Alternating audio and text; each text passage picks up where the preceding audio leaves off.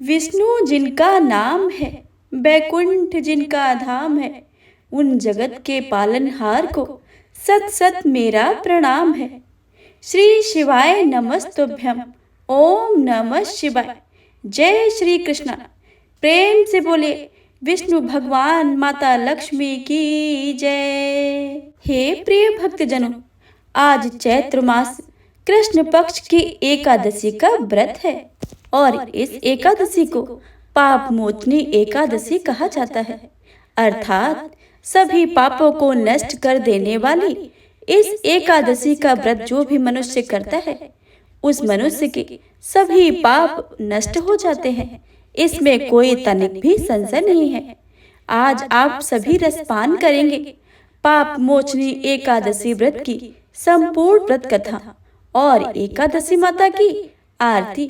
तो आप सभी भक्तों से अनुरोध है कि कथा को भक्ति भाव से और प्रसन्न मनचित से पूरा अवश्य सुने और कमेंट बॉक्स में मधुसूदन भगवान, श्री कृष्ण भगवान, लक्ष्मी नारायण भगवान की जय लिखना बिल्कुल भी मत भूलिएगा।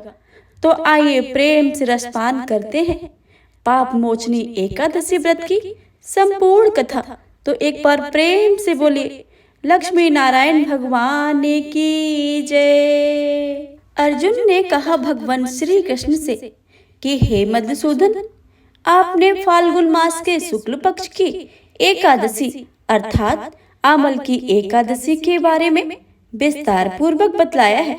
कृपया करके चैत्र माह के कृष्ण पक्ष में आने वाली एकादशी के बारे में संपूर्ण जानकारी मुझे बताइए तथा इसकी विधि क्या है और किस नाम से इसे बुलाते हैं। कृपया करके आप मेरी बढ़ती हुई जिज्ञासा को शांत कीजिए।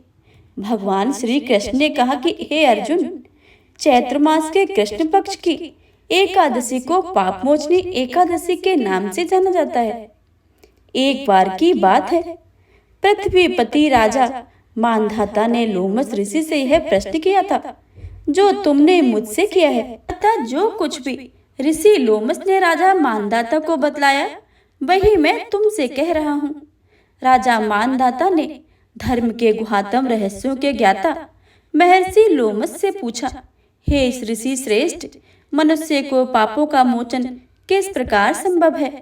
कृपया करके कोई ऐसा सरल उपाय बताएं जिससे सभी को सहज ही पापों से छुटकारा मिल जाए। महर्षि लोमस ने कहा, हे नृपश्रेष्ठ, चैत्र मास के कृष्ण पक्ष की एकादशी का नाम पाप मोचनी एकादशी है। उस व्रत के प्रभाव से मनुष्यों के अनेक प्रकार के पाप नष्ट हो जाते हैं। मैं तुम्हें इस व्रत की कथा सुनाता हूँ, तुम ध्यान पूर्वक होकर इसको श्रवण करो। प्राचीन समय में चैत्र रथ नामक एक वन था। उसमें अप्सराएं किन्नरों के साथ विहार करती थी। वहां सदैव बसंत का मौसम रहता था, अर्थात उस जगह सदा नाना प्रकार के पुष्प खिले रहते थे। कभी गंधर्व कन्याएं विहार किया करती थी, कभी देवेंद्र अन्य देवताओं के साथ क्रीड़ा करते दिखते थे। उसी वन में मेधावी नाम के एक ऋषि भी तपस्या में लीन रहते थे। वे शिव भक्त थे। एक दिन मंजू घोषा नामक एक अप्सरा ने उनको मोहित करके उनकी निकटता का लाभ उठाने की चेष्टा की।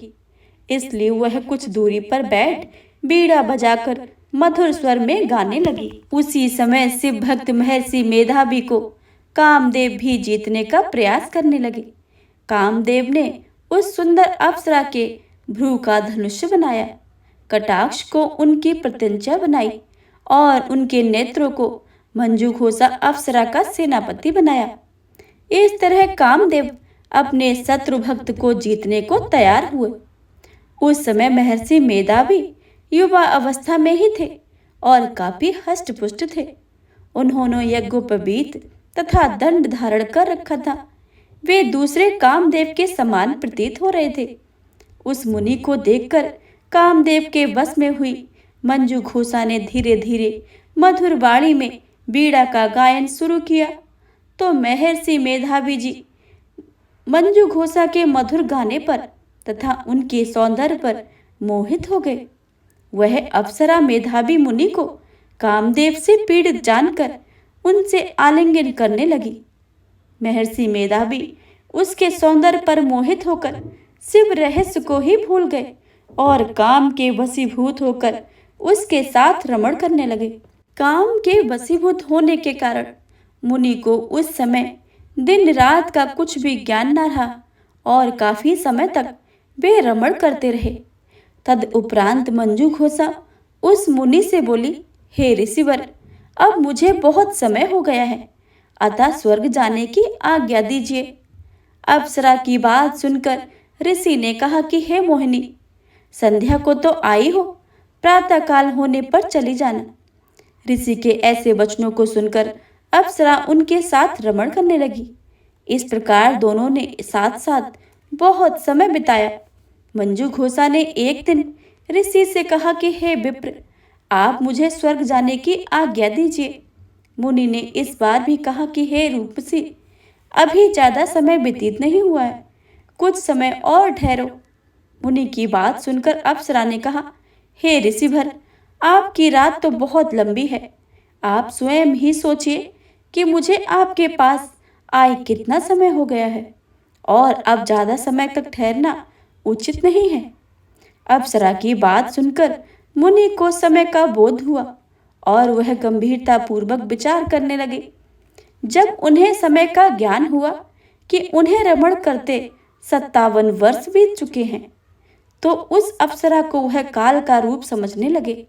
इतना ज्यादा समय भोग विलास में व्यर्थ चला जाने पर उन्हें बड़ा ही क्रोध आया। अब वह भयंकर क्रोध में जलते हुए उस तप नाश करने वाली अप्सरा की तरफ भ्रुकुटी तान कर देखने लगे।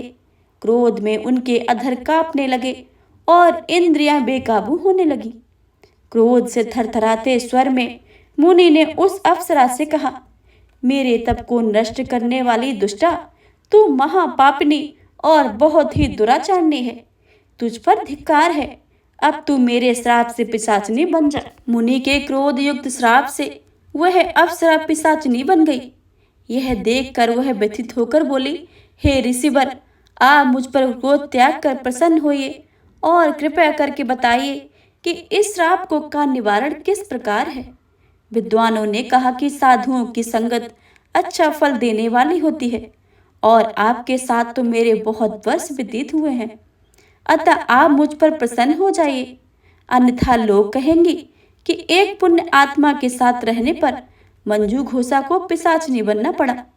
मंजू घोषा की बात सुनकर मुनि को अपने क्रोध पर अत्यंत ग्लानि हुई, साथ ही अपनी अपकीर्ति का भी भय हुआ। अतः पिशाचनी बनी मंजू घोषा से मुनि ने कहा, तूने मेरा बड़ा बुरा किया है, किंतु फिर भी मैं तुझे श्राप से मुक्ति का उपाय बतलाता हूँ। चैत्र मास के कृष्ण पक्ष की जो एकादशी आती है, उसका नाम पाप मोचनी एकादशी है। उस एकादशी का उपवास करने से तेरे पिशाचनी की देह से मुक्ति हो जाएगी। ऐसा कहकर मुनि ने उसको व्रत का सब विधान समझा दिया। फिर अपने पापों का पश्चाताप करने के लिए वे अपने पिता च्यवन ऋषि के पास गए। च्यवन ऋषि ने अपने पुत्र मेधावी को देखकर कहा कि हे पुत्र, ऐसा क्या किया है तूने कि तेरे सभी तप नष्ट हो गए हैं, जिससे तुम्हारा समस्त तेज मलिन हो गया है। मेधावी मुनि ने लज्जा से अपना सिर झुकाकर पिताश्री से कहा, मैंने एक अप्सरा से रमण करके बहुत बड़ा पाप किया है। इसी पाप के कारण संभवतः मेरा सारा तेज और मेरे तप नष्ट हो गए हैं। कृपया करके आप इस पाप से छूटने का कोई उपाय बतलाइए।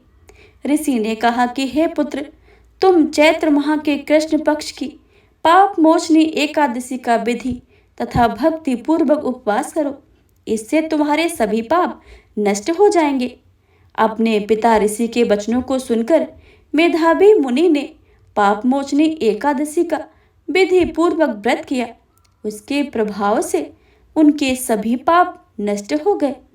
मंजू घोषा अप्सरा भी पाप मोचनी एकादशी का उपवास करने से पिशाचनी की देह से छूट गई और पुनः अपना सुंदर रूप धारण करके स्वर्ग लोक चली गई। लोमस मुनि ने कहा कि हे राजन, इस पाप मोचनी एकादशी के प्रभाव से समस्त पापों को नष्ट हो जाता है इस एकादशी की कथा के श्रवण व पठन से 1000 गोदान करने का फल प्राप्त होता है। इस उपवास करने से ब्रह्म हत्या करने वाले, स्वर्ण चुराने वाले, मदपान करने वाले, अगम्य गमन करने वाले आदि भयंकर पाप भी नष्ट हो जाते हैं और अंत में स्वर्ग लोक की प्राप्ति होती है। भगवान श्री कृष्ण अर्जुन से कहने लगे कि हे अर्जुन, जो इस व्रत को भक्ति पूर्वक करता है और उसकी कथा को सुनता है, वह भक्त, वह मनुष्य मुझे अति प्रिय होता है। इसमें कोई भी तनिक संशय नहीं है।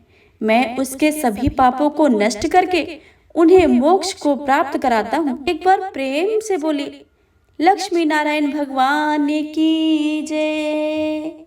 हे प्रिय भक्तों, यह थी आज की कथा। अब सुनिए एकादशी माता की आरती। तो प्रेम से बोलिए, एकादशी माता की जय। जय एकादशी माता मैया, जय एकादशी माता। विष्णु पूजा व्रत को धारण कर शक्ति मुक्ति पाता। ओम जय एकादशी माता। तेरे नाम गिनाऊं देवी, भक्ति प्रदान करनी। गढ़ गौरव की देनी माता, शास्त्रों में वरनी। ओम जय एकादशी माता। मार्गशीर्ष के कृष्ण पक्ष की उत्पन्ना विश्व तारिणी जन्मी। शुक्ल पक्ष में होए मोक्षदा, मुक्तिदाता बन आई। ओम जय एकादशी माता। पौष के कृष्ण पक्ष की सफला नामक है। शुक्ल पक्ष में होए पुत्रदा, आनंद अधिक रहे। ओम जय एकादशी माता। नाम 60 तिला माघ मास में कृष्ण पक्ष आवे। शुक्ल पक्ष में जया कहावे, विजय सदा पावे। ओम जय एकादशी माता। विजया फागुन कृष्ण पक्ष में शुक्ला आमल की। पाप मोचनी कृष्ण पक्ष में चैत्र महावली की। ओम जय एकादशी माता। चैत्र में शुक्ल नामक कामदा, धन देने वाली। नाम बरथनी कृष्ण पक्ष में वैशाख महाबाली। ओम जय एकादशी माता।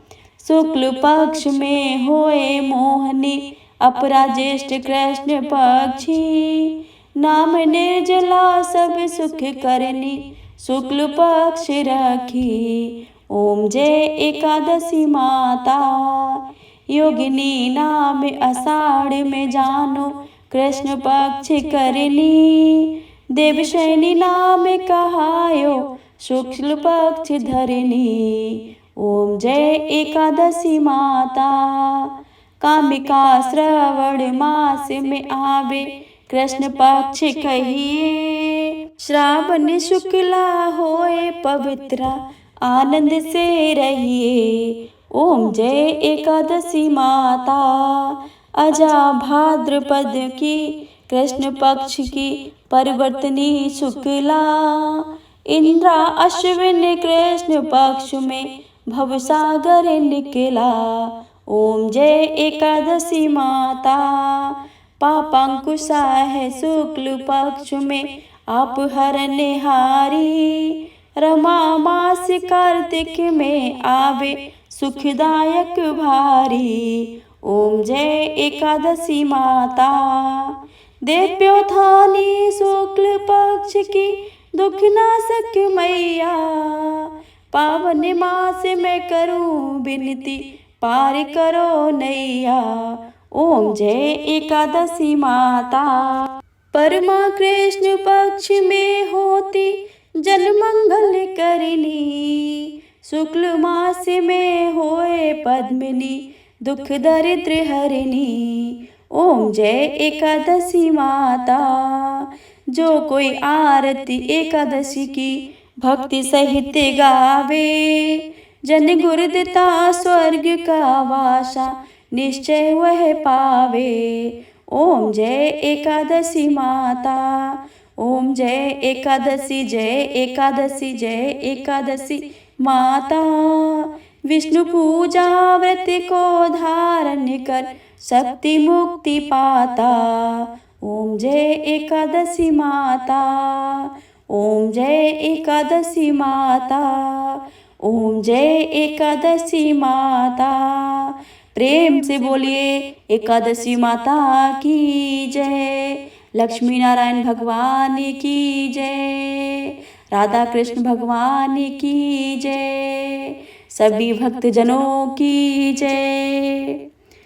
तो यह थी आज की एकादशी व्रत की कथा और आरती। अगर आपको यह वीडियो अच्छी लगे तो वीडियो को लाइक करें और ज़्यादा से ज़्यादा शेयर करें।